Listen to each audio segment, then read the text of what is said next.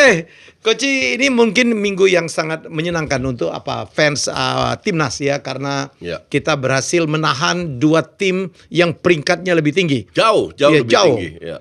Pertama Arab Saudi dan ke Australia, wah kita beda 100 peringkat kali ya. Arab itu kalau misalnya 54 atau 56, terus Australia itu 24. Kita 130-an. Kita 133 sebelum bermain, 133, bahkan 131 sebelum bermain. Terus sekarang setelah seri naik ke 129. Oke. Jadi peringkatnya ya 129 tetap 100 poin, 105 poin malah sekarang. Masih nggak pantas sebenarnya ya. Itu sebenarnya kalau nggak juga terlihat dari kualitas bermain ya, Coach, peringkat itu ya. Mancini kan juga bilang masalahnya waktu diambil sama Ali sama STY itu kita berada di rank 174. Jadi sekarang 45 poin kita naik ke 129. Kebayang nggak kalau kita seandainya startnya di 110 atau 120? Mungkin kita udah top 100. 70-80-an. Iya. Gue sebel aja Vietnam masih di atas kita ya. Padahal udah kalah melulu lah. Nggak lama lagi. Makanya gue selalu bilang jangan terlalu percaya data. Iya. Itu mungkin bisa dibilang 1 sampai 50 bisa saling mengalahkan. 50 sampai 100 itu mungkin kekuatannya mirip. 100 sampai 150.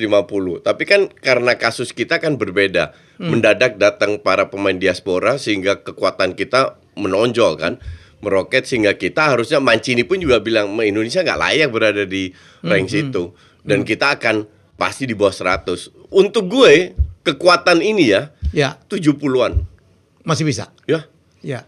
Yang lucu kemarin gue posting yang nangkapin banyak banget, Coach. Waktu ada postingan tentang Mancini memuji Sinteyong. Gue bilang siapa tuh kemarin yang gak setuju sama Sinteyong? Yang nangkapin banyak banget. Gue gak nyebut nama loh. Iya, gak nyebut nama lah. Jadi yang komen banyak itu kan cuman kalau dihitung sama yang fans kan masih kecil sekali. Iya. Sangat dikit sekali yang nggak suka atau nggak dukung Sintayong dan timnas. Oke, Coach. Yang dipuji jadi selalu man of the match adalah Martin Paes. Bacanya Martin Paes ya. Bukan Paes, bukan Paes. Paes, hanya 2 lah. Panjang Paes. Kalau ngelihat dia kemarin save-nya kayaknya lebih bagus dia daripada Onana. Bisa jadi loh. Kan gue udah berkali-kali bilang karena gue nonton dia di FC Utrecht dulu kan. Terus? Ini pemain emang bagus. Bahwa dia pindah ke Amerika bukan karena dia nggak laku, tapi karena dia setelah dia cedera kiper keduanya main bagus di Utrecht. Jadi dia dicadangin ya wajar lah. Terus dia nggak mau dicadang. Dari Utrecht. Dari kampung lo. Makanya gue tahu dia main karena dia dari Utrecht. Makanya gue berani bilang ini kiper bagus. Dan dari dulu pun gue selalu bilang semoga Paes masuk, semoga Paes masuk, semoga Paes masuk. Gue tuh seneng sekarang ya kita ngomongin pemain-pemain diaspora ya. Ya sekarang itu pemain-pemain itu kayaknya gampang banget dia ditawarin untuk masuk ke timnas Indonesia ya, bro ya. Gampang susah lah, masih banyak pertimbangan kan. Terutama pertimbangan keluarga lah. Nah, kalau keluarganya mendukung kayak semua pemain diaspora ini keluarga mendukung semua. Jadi mereka lebih gampang. Ada romantisme juga kali ya. Iya. Tapi kalau keluarganya nggak terlalu mendukung ya wajar kalau mereka dalam tanda kutip menolak lah. Terutama ada keluarga yang menolak loh. Terutama yang anti Indonesia yang dari garis kerasnya RMS itu menolak. Oh gitu ya. Itu menolak. Tapi Reinders ini kan setengah nyokapnya Ambon juga kalau nggak salah ya. Reinders, itu mendukung. Jadi tergantung tiap kasus itu beda. Tapi kan nggak sesulit dulu dong. Nggak sesulit dulu. Dulu kan merayu-rayu dan kalaupun yang mau tuh bergabung kan nggak bagus juga, Coach. Dulu contoh Simon Tama itu tuh anti banget sama Indonesia. Oh iya. Itu RMS garis keras tuh Simon Tama itu. Tapi ya it happens itu kan dulu. Kalau sekarang lebih itulah. Lebih apa ya? Tapi lebih oke lah. Diaspora kita sekarang Belanda semua, Coach ya. Dulu kan masih ada Gonzales, Bagot. Oh, Elkan Bagot. Ya sama Khodi Ahmad. Kenapa mereka nggak dimainin, Coach ya? Si Elkan Bagot. Ada masalah dengan STY itu nggak pernah mau cerita masalahnya di mana. Dia nggak mau buka juga ya. Iya, tapi feelingnya kita kan berandai-andai, ya kan. Jadi menurut gue nih, pada saat Indonesia main U21 yang menuju Olimpiade, dia nggak dilepas kan, bukan FIFA agenda kan? Dia nggak dilepas dan dia nggak main kan? Nah pada saat dia selesai, sebelumnya kan dia udah booking liburan dong. Ya. Kan orang sana semua sudah diatur, ya, ya kan? udah plan ya. Ya, udah plan. Ternyata Indonesia melaju jauh kan, sampai 4 besar kan. Ya. Ini selesai dibutuhkan sama Sintayong. Terus yang gue denger tuh pada saat Sintayong minta dia nggak balas WhatsApp-nya. Di situ mungkin Sintayong kecewa berat ya. Oke. Tapi feeling gue juga intinya adalah ya lu udah nggak pakai gue udah nggak bisa, gue udah liburan, pengen liburan dengan keluarga gue dan gue akan liburan karena memang perjanjiannya seperti itu bahwa dia nggak akan gabung. Kira-kira miskomunikasi antara budaya timur dan barat lah. Hal kayak gini itu bisa terjadi. Kalau gue bilang persis apa yang Pak Erick Thohir katakan, Elkan Bagot harus membuka dirinya, menurunkan egonya. Dan gue setuju. Entah itu Elkan, entah itu Sintayong, pokoknya ego ini harus diturunin semua agar bisa apa namanya? Bisa kembali lagi karena ya dia masih muda, fisiknya oke. Kita butuh pemain kayak dia ke depannya. Kalau sekarang Sintayong nggak mau ambil dia, dan Pak Erick sudah menjelaskan, mengeluarkan statement di media bahwa Elkan harus minta maaf lah, kasarnya begitulah, harus turunin egonya. Semoga Elkan melakukan itu. Gitu. Tapi terbukti tidak ada Elkan, kita bisa menahan imbang lah ya. Iyalah. Pertahanan kita menurutku sih bagus. Patut dipuji lah ya. Nah, dari gini, kita melihat 2 match yang berbeda. Ya. Oke. Tapi dalam 2 match hanya pertahanan yang konsisten. Pertahanan plus kiper. Plus kiper, plus kiper. Nah, sementara lawan Australia tengah sama ke depan itu underperform. Ya. Nah, lawan Saudi masih agak mendingan, cuman kalau Saudi gue paham cuacanya panas kan. 35 plus sama kering. Kalau di sini kan lembab. Di sana kering itu kan nggak enak. Kalau sama kayak summer di Belanda lah.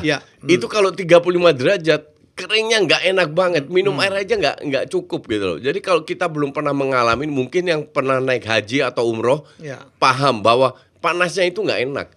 Nah, jadi di mana di babak kedua ya kita menurun.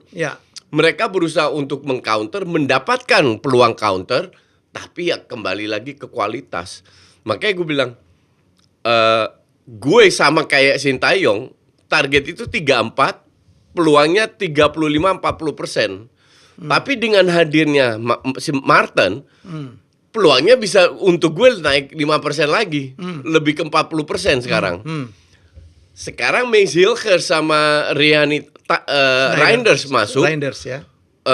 Nggak tahu sebagus apa. Harusnya lebih bagus karena dua-dua main di Eredivisie, apalagi Mace. Mace ini sudah diincar 3 klub besar, Feyenoord, PSV, Ajax. Oh ya? Dia main di Twente, starter. FC Twente. Dan FC Twente itu kualitasnya hampir sama dengan PSV. Pernah juara juga kan ya? Iya. Sama McLaren. Dan ini pemain bagus. Jadi harusnya ya sama kayak Itses lah di Venezia di Serie A. Harusnya dia bisa memberi peran seperti Itses di timnas. Kalau itu terjadi ya bagus banget. Nah, Reinders ini gue nggak tahu. Gue tahu dia itu baru di sini. Gelap ya, kakaknya sih ngetop ya. Iya, kakaknya yang gue tahu. Gue nggak tahu kalau dia punya adik dan bisa jadi. But kalau gue lihat dari data dia main di Zwolle. Zwolle itu juga tim Eredivisie, juga sering jadi starter juga. Ya harusnya dia bisa lebih bagus. Justru lini depan kita butuh. Iya, darurat nih. Injeksi kualitas. Penyerang yang betul-betul penyerang yang bisa cetak gol. Tapi ya sekali lagi, kalau 2 pemain ini bisa memberi nilai tambah, ya peluang kita lolos lebih besar. Termasuk pemain-pemain dari Liga 1 gitu ya. Sekarang makin harus bersaing nih Coach ya. Harus bersaing. Makin harus bersaing dan ditambah mereka punya aturan 6+2. Artinya lebih sedikit pemain lokal yang bermain di Liga 1. Mereka harus bisa lebih bekerja keras lagi untuk bisa bersaing. Rizky Ridho sebuah contoh, Rizky Ridho dan Witan lah. Sebuah contoh bagus bahwa kalau lu bekerja keras, lu main bagus, lu bisa kok. Jadi lu diberi kesempatan kok. Kemarin Wahyu masuk juga lumayan bagus mainnya dalam sedikit menit yang dia dapatkan. Jadi hal kayak gitu ya, jangan berharap lu selalu jadi starter, tapi harus happy dengan sedikit menit yang lu dapatkan. Arhan kemarin bagus kan? Arhan lumayan, tapi mainnya juga di menit ke berapa kan? 70 lebih karena Marcelino juga udah capek. Marcelino babak pertama jelek, babak kedua bagus. Lebih bekerja keras karena gue merasa dia lebih nyaman di sayap kiri. Kayak kemarin ya. 2-3 kali gue lihat dia main di sayap kanan nggak keluar sama sekali. Gitu. Kemarin dia create peluang lah ya, walaupun ada yang to the moon ya. Pada saat dia di area kiri kan. Oke, Coach, kita sekarang berada di peringkat 4 di bawah Australia ya. Australia juga. Di atas Australia. Di atas Australia, kan Australia baru dapat 1 poin ya. 1 poin gitu. Sama Cina 0 poin malah. 0 poin. Ya, jadi ini apakah mungkin kita bisa ke babak keempat ya? Peringkat ketiga keempat kan? Bisa. Kalau gue lihat lawan-lawannya harusnya bisa kita. Harusnya bisa. Tapi ya kita akan bermain lebih bagus di luar tandang daripada kandang. Ternyata. Ya, karena rumputnya lebih bagus dan nggak ada tekanan. Ya. Tekanan di kandang luar biasa dari media, dari fans, dari siapapun. Tekanan luar biasa sama rumputnya amburadul. Gue udah capek ngomongin rumput, udah berkali-kali gue bilang. Tapi saran gue sekarang, rumput kan ini kalau udah digelar.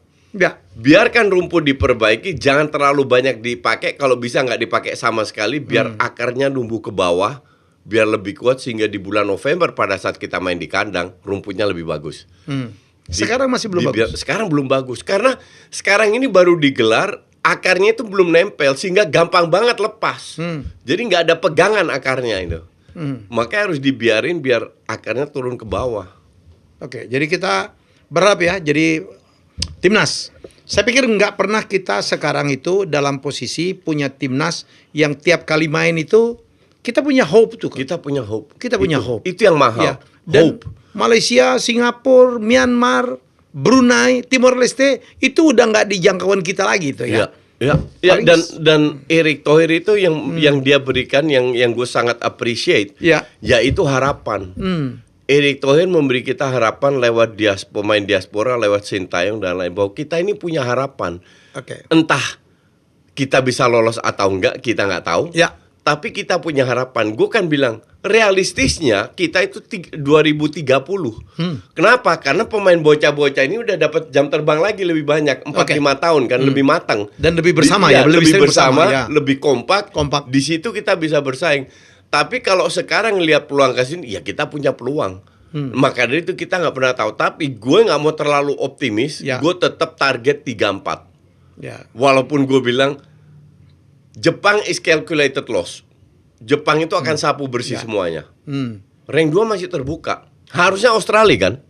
Tapi kalau Australia dua kali match, satu kalah, 1 poin, ya 1 kalah, 1 draw. Artinya ini sangat bisa Bahrain dibantai Jepang di kandang Bahrain 0-5.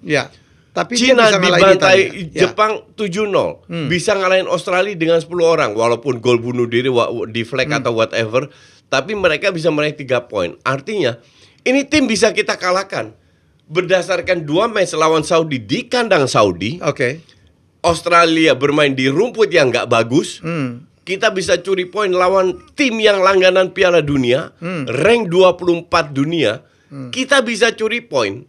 Siapa bilang kita di Australia nggak bisa curi poin? Bisa aja.